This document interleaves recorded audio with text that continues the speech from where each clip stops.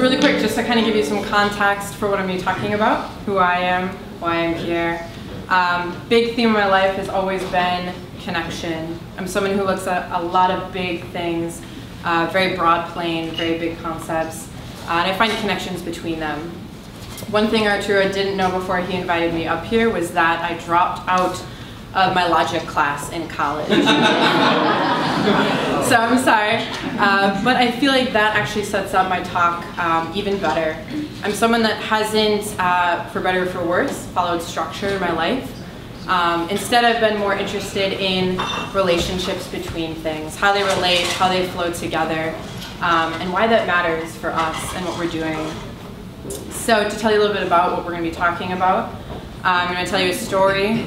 It's going to be a little open-ended at times, which is how I do. And that's okay if I get you lost. Really what I want you to do is suspend your comfort. I want you to step into the unknown. And we're going to do that together. It's going to be really amazing. So, let's begin. I just have a few things that I've put up on this slideshow. In the nature of the work I do, I'm not here to draw conclusions for you. I'm here to fertilize your brain. So in that, I want to get started by thinking, how can we inhabit everyone? The thing about ethics is that it's a very difficult topic to discuss and invite others into that discussion. The nature of it is very big. Someone once said that morals are how we treat our family, ethics are how we treat society. And that's a paraphrase, so forgive me if that's not the entire story. But ethics are more important in a functioning society than morality. It's not how we treat our friends, it's how we treat our enemies. It's how we treat the unknown. And how do we navigate this? This is not an easy terrain. The unknown is very uncomfortable. We don't like to stay there for very long. And there's a lot of reasons why. We don't know how to navigate ahead. So in that spirit, how do we put this into a framework that we can all begin to take action on?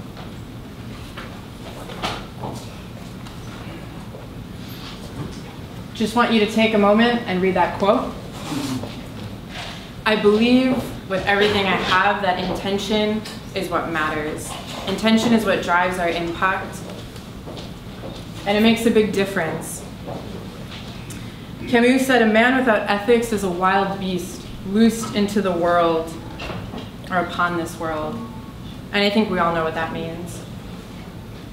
Logic is often the argument of truth. It's the structure. Thank you.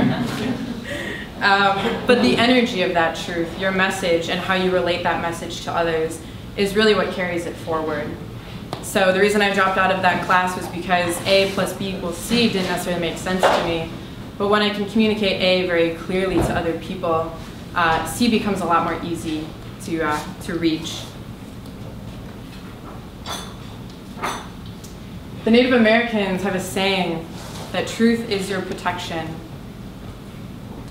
I think that clear and open communication is something that we lack as a society.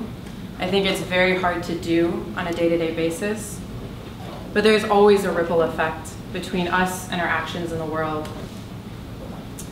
I like to think a lot about where the large and the small intersect. Usually the macro is mirrored in the micro. So in every day, the details say a lot about what you're doing and who you are, and the world at large. It's a really powerful thing, and it's available to you at any given moment. Our minds are often seeking to take in a lot of information, and they do on every given day.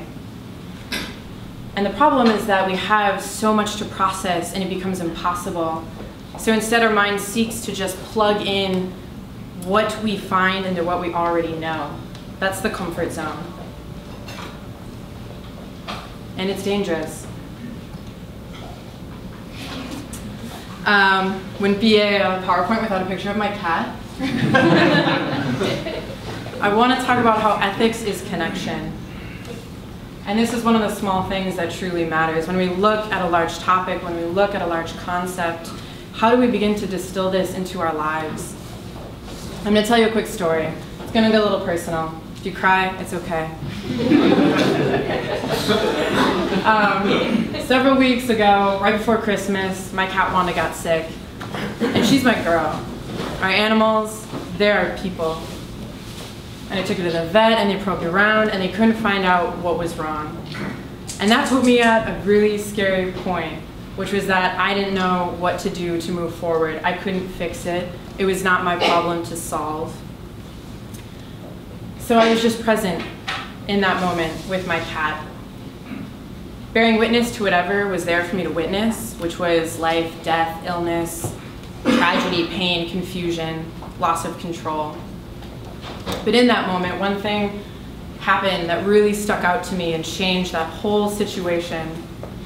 A perfect stranger reached out and offered help. And they offered me a gift that not many people can offer, which is peace of mind.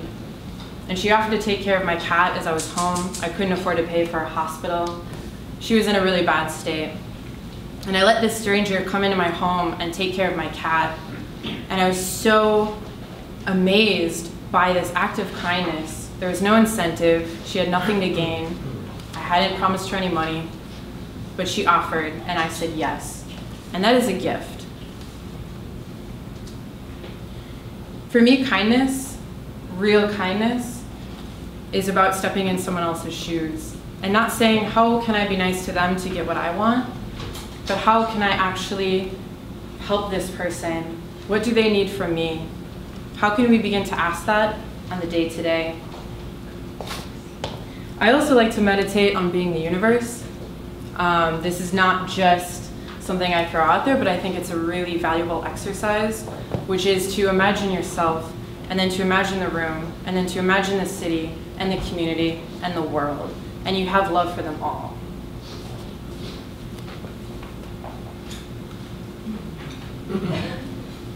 I say this because when we think about the large and the small, at some point they connect. And they're in fact the same thing. To me, alchemy is about transformation. It's about finding the union in opposites.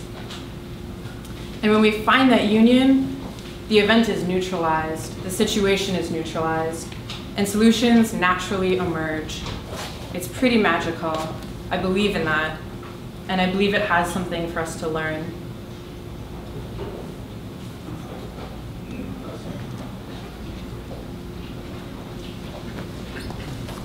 So where this all connects, we're wired to think in patterns. We are constantly looking for them. We're constantly engaging with them.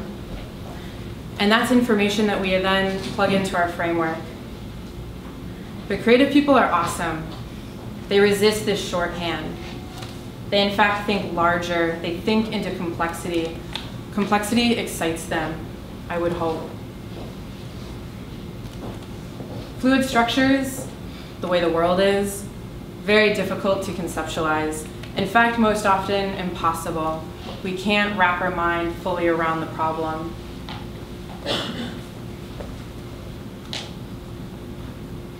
So what is the perspective and where is its application? I think that can be reframed into what do I believe and how do I practice this belief? And for me, that was staying present and really witnessing that moment of a gift, of receiving that gift, and of knowing the power in that reciprocity. More and more often, the events that we witness are immense, and they are difficult. We are overstimulated, we are in constant anxiety, and we are running around trying to find the answers to everything, all the information.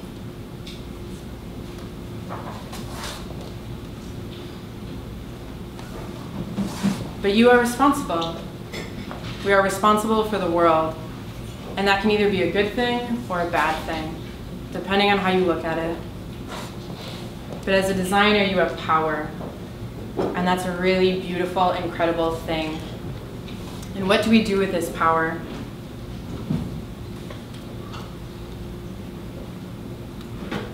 We do everything possible. The nature of the ego is to separate and dominate, and that creates power structures. And believe it or not, they don't benefit everyone. Solving problems is about seeing from all angles. And to me, that's about stepping outside of yourself and into another story. And we tell these stories because they are memorable and because we love to tell them. If there's anything you take away from tonight's talk, it's this quote. Marcus Aurelius, that goes out to you, Arturo. Because in the end, we are one. And it isn't just the individual against the world solving problems. It is all of us together finding solutions. The Native Americans have another teaching that I love, and it's that we should design for the next 7 generations. Because when we do that, we step outside of the problem in front of us and we think about what happens down the line. Who are the 7 people coming after us? It's the best way to live. Thank you.